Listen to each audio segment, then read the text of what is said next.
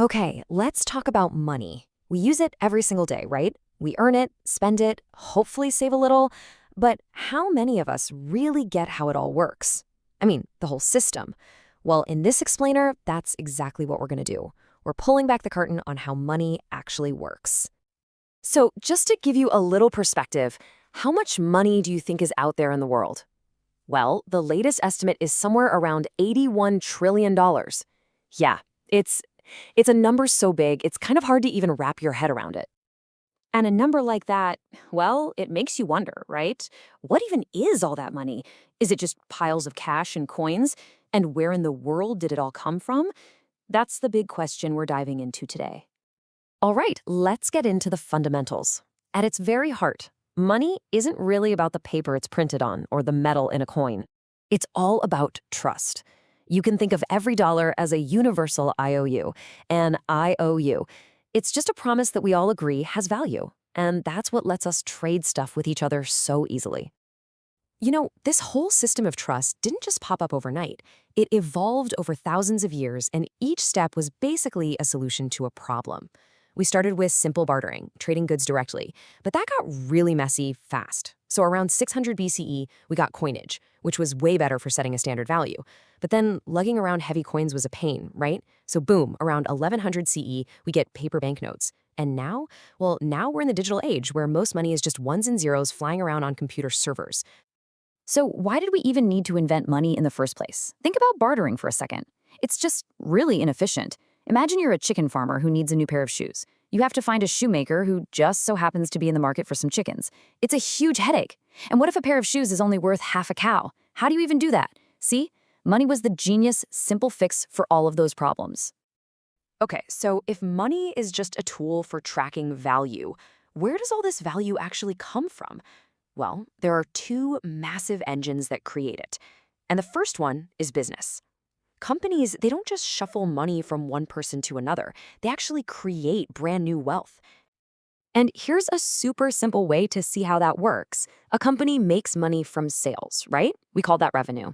Then you subtract all the costs of doing business, paying for materials, paying your staff, taxes, all that stuff, and whatever is left over, that's the net income. That's the profit. And this is the key part.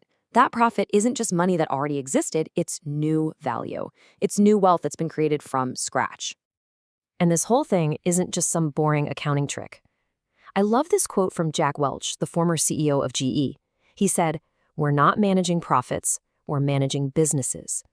And what he meant is that the real magic happens in the process of taking raw materials and human effort and turning them into something that's more valuable. That's how real wealth gets built, for everyone. But businesses creating value is only half the story. There's a second engine that creates money, and honestly, this is the one that most people don't know about. We're talking about the banking system, and this is where things get really, really interesting. All right, check this out. It's called fractional reserve banking. Let's say you deposit $1,000 into your bank account. The bank doesn't just lock it away in a safe. Nope. Legally, they only have to keep a small fraction of it on hand, the reserve. In this example, it's 10%, so $100. Then they take the other $900 and lend it out to someone else.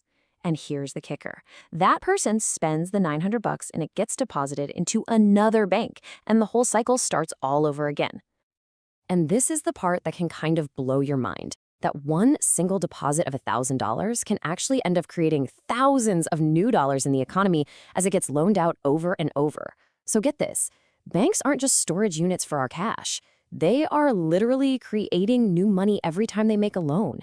And that's why the vast majority of money today isn't physical cash. It's just digital numbers in bank accounts.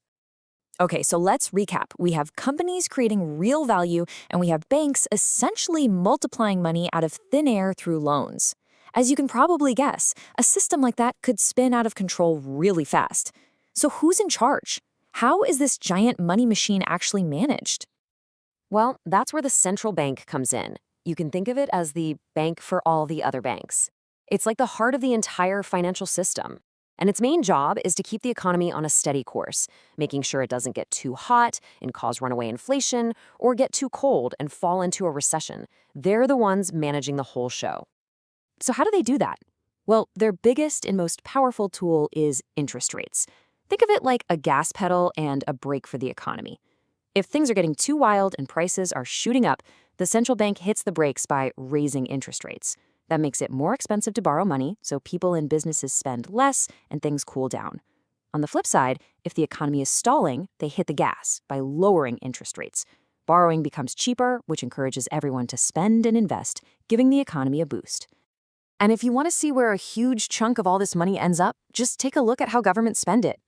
You can see here the biggest pieces of the pie are for things like medical programs and Social Security. Defense is a big one too. But what's really interesting is that slice for interest on debt. That's right, a big chunk of government spending is just paying the interest on money they've already borrowed in the past. So, all the stuff we've been talking about, companies making profits, banks creating loans, central banks setting interest rates, it all combines to create the economic world we live in.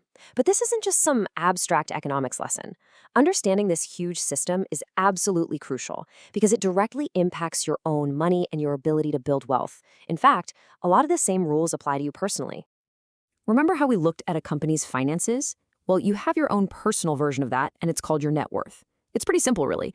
On one side, you have your assets. That's all the stuff you own that's worth something, like your house, your savings, any investments. And on the other side, you have your liabilities. That's everything you owe, like your mortgage, student loans, or credit card debt. You just subtract your liabilities from your assets, and voila, that's your net worth. So how do you make that net worth number go up? Well, there's a pretty clear path. Obviously, it starts with earning an income. Then you've got a budget so you're not spending everything you make. But here's the thing. Just stuffing that extra cash in a savings account isn't the whole answer. Because of inflation, that thing the central banks are always trying to manage, your saved cash slowly loses its buying power over time. So the final and most important step is to invest that money. You use your savings to buy assets that will hopefully grow in value and make even more money for you down the road. So there you have it. Once you understand how money is really created, how businesses build value, and how the whole system is managed, it's not so mysterious anymore, is it? It's like having a map to the world of finance. And that knowledge gives you the power to make smarter choices with your own money. So the big question I want to leave you with is this. Now that you know how money works, how are you going to make it work for you?